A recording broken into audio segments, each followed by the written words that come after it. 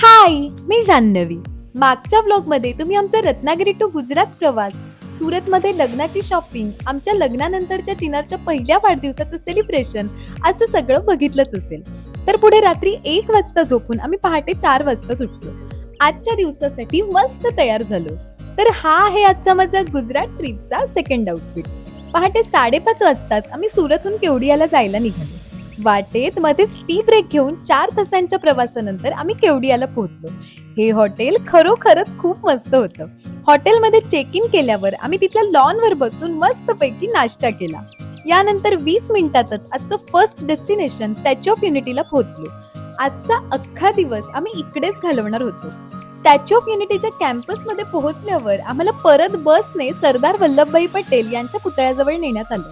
हा पुतळा इतका उंच आणि विशाल होता ना, स्टॅच्यू ऑफ युनिटीच्या कॅम्पसमध्ये इतकं काय काय फिरण्यासारखं आहे ना, कितीही ठरवलं तरी एका दिवसात सगळं कव्हर होऊच शकत नाही. तर इथे आल्यावर आमचा फर्स्ट पॉइंट होता विश्ववन. या विश्ववनात 7 खंडांमधील विविध वनस्पती आणि त्याचबरोबर प्रत्येक खंडाच्या पारंपरिक झोपड्या इथे बांधलेल्या आहेत. प्रत्येक खंडाच्या वातावरणानुसार झोपडीतले बदल इथे बघायला मिळतात. इथल्या गाईड्स याविषयी अगदी छान माहिती देतात. इथल्या प्रत्येक कोपऱ्यातून स्टॅच्यू ऑफ युनिटीचा व्ह्यू इतका भारी वाटतो ना. विश्ववनानंतर नेक्स्ट पॉइंट होता एकता नर्सरी, जी नर्मदा नदीच्या काठी आहे.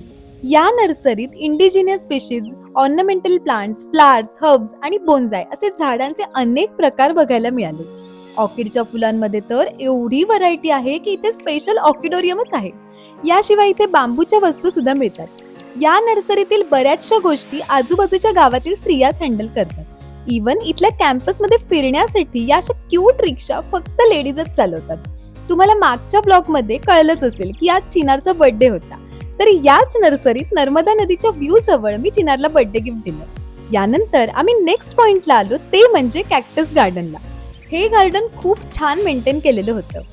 या गार्डनमध्ये जगभरातील 450 पेक्षा जास्त दुर्मिळ प्रजातीच्या 6 लाख वनस्पती आहेत. या कॅक्टस गार्डन मध्ये फिरल्यावर आम्ही बाजूलाच असलेल्या बटरफ्लाय गार्डन मध्ये आलो. हे गार्डन सुद्धा एकदम सुंदर आणि स्वच्छ होतं. थोडा वेळ इकडे घालवल्यावर आम्ही कॅक्टस गार्डनच्या दुसऱ्या बाजूला असलेल्या सरदार सरोवर धरणाचा व्ह्यू बघायला आलो. या पूर्ण एरियातच इतक्या काय काय अट्रॅक्टिव्ह गोष्टी होत्या ना. बरं, आजचा दिवस अजून संपलेला नाहीये हा. नेक्स्ट पॉइंट्सना आम्ही काय काय बघितलं हे बघण्यासाठी भेटूया नेक्स्ट ब्लॉग मध्ये. बाय.